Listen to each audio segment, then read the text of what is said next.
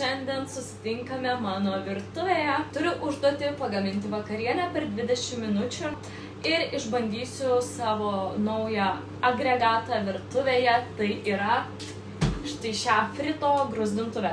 Viskas. Ryte susimarinavau mėsą su bulvėm, tad nieko nelaukiu. Viską beriu į frito gruzdintuvės puodą ir užstatau programą ir dedu kepti.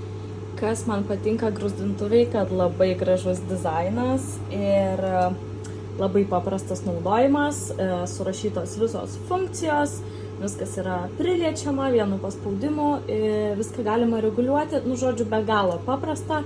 Ir viskas, žinokit, mano mėsytė yra paruošta su bulvėm. Aš per tą laiką spėjau ne tik susipjaustyti pomidorus ir pasidaryti mini salotas, bet ir pasidariau bandelių tešlą ir kol valgysiu mėsytę su bulvėm, paskui turėsiu desertą. Aš nežinau, žinokit, apie kokią mes šnekam vakarienę per 20 minučių, kai čia realiai gaunasi visa puota. Aš jau, kaip matot, skanauju, jau spėjau paragauti, labai skanu. Kas man patinka, kad išorėje viskas yra apskrudę, bet viduj viskas yra minkšta ir šviežia. Ir kas dar labiau patinka, kad viskas pagaminama labai greitai, be jokio aliejaus ir be jokių riebalų.